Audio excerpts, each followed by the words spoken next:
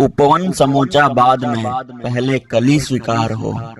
उपवन समूचा बाद में पहले कली स्वीकार हो। स्वराज के सुंदर महल का ये कली स्वीकार हो। स्वतंत्रता का पावन हवन शुरू करने के लिए पहली बलि मेरी है तो पहली बलि स्वीकार हो। बलि स्वीकार हो।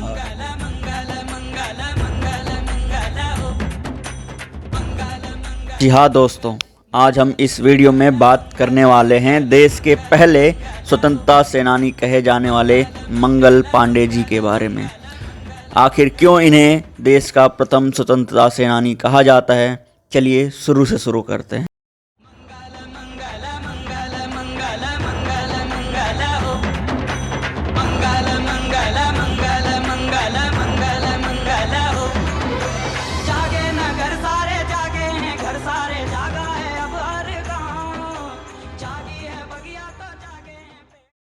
नमस्कार दोस्तों, मैं हूं राहुल पांडे और आप देख रहे हैं द डॉट पंडित जी। दोस्तों, इनका जन्म 19 जुलाई 1827 ईस्वी को बलिया जिले के नगवा गांव में हुआ था, जो कि उत्तर प्रदेश में आता है। इनके पिता दिवाकर पांडे तो माता अभय रानी देवी जी थीं। अब आगे बढ़ते हैं।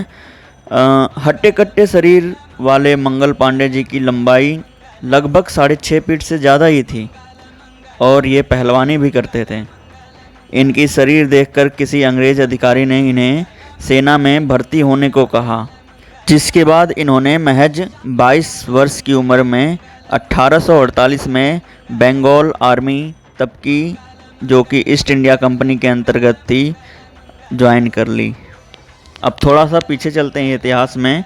सन 1600 ईस्वी में ईस्ट इंडिया कंपनी भारत में आ चुकी थी और सन 1800 ईस्वी तक लगभग पूरे भारत को अपने कब्जे में ले लिया था और अपने हिसाब से ही रूल कर रही थी। उस समय आर्मी में भी भारतीय सैनिकों के साथ अंग्रेज बहुत भेदभाव करते थे और भारतीयों को बहुत परेशान करते थे, सोशली, मेंटली और फिजिकली, तीनों ही तरीके से। सोने की चिड़िया कहा जाने वाला भारत का सारा खजाना अंग्रेज ब्रिटेन भेजते, जिससे भारतीयों में अंग्रेजों के प्रति द्वेष तो था ही। पिछले 100-150 सालों से भारतीय अंग्रेजों से रोष खाए हुए थे, पर उनके खिलाफ बोलने की हिम्मत कौन करे। किसी में कुछ बोलने की हिम्मत नहीं थी। दोस्तों, ये बात है सन 1857 ईस्वी की, जब पांडे जी की पोस्टिंग बैरकपुर में 34वीं बंगाल नेटिव इन्फेंट्री में हुई थी। फरवरी सन 1857 जब अंग्रेज़ों ने आर्मी में एनफील्ड P53 राइफल इंट्रोड्यूस करी थी, जिसकी मारक क्षमता और स्पीड पिछली बंदूकों के मुकाबले काफ़ी अच्छी थी, पर इसके बुलेट पर जो कार्ट्रिज लगी हुई होती थी वो गाय की और सूअर की चर्बी से बनी होती थी, जिसको मुंह से खोलकर राइफल के अंदर डालना पड़ता था।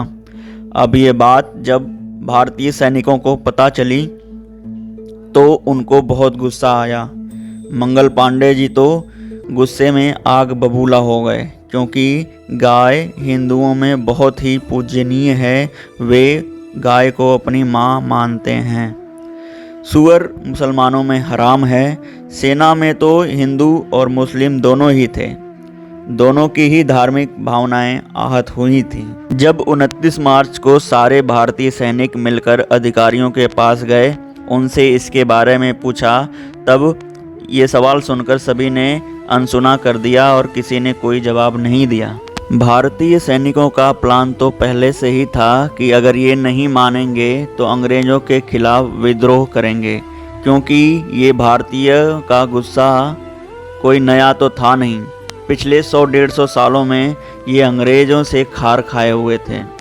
फिर मंगल पांडे ने लेफ्टिनेंट बॉब को चुनौती दे दी और गोलियां भी चलाईं। लेफ्टिनेंट बॉब तो बच गया, पर उसके घोड़े को लग गई।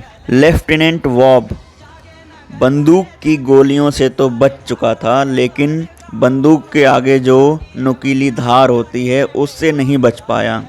उसके बाद मंगल पांडे जी ने 3-4 और अंग्रेजी सैनिकों को मार गिराया। इतने में अंग्रेजी सेना की एक और टुकड़ी आ चुकी थी। मंगल पांडे जी को 10 लोगों ने मिलकर के काबू किया, क्योंकि ये अकेले किसी के बस के थे नहीं। ये पहलवान भी थे और शरीर इनका काफ़ी हट्टा कट्टा था। इनका कोर्ट मार्शल किया गया।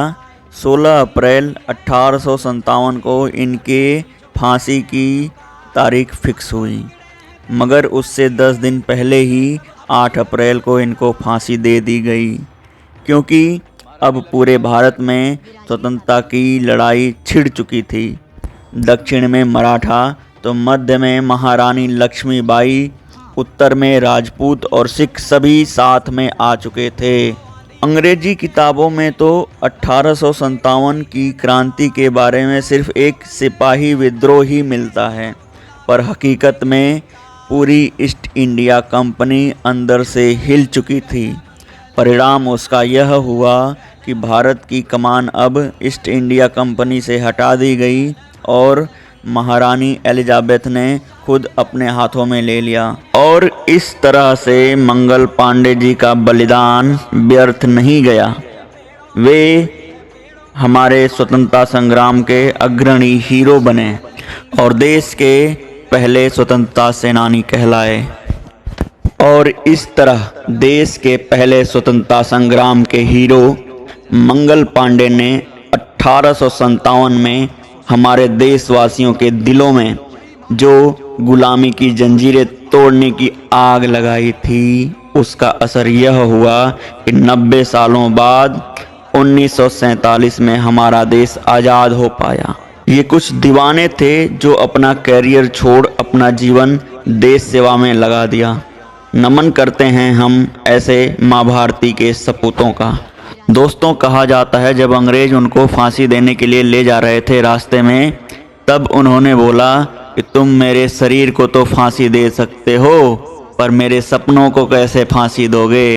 तो दोस्तों, आपको हमारे देश के प्रथम स्वतंत्रता सेनानी श्री मंगल पांडे जी की कहानी कैसी लगी, हमें कमेंट करके ज़रूर बताएं। और मिलते हैं नेक्स्ट वीडियो में। तब तक के लिए नमस्कार, जय हिंद, वंदे मातरम।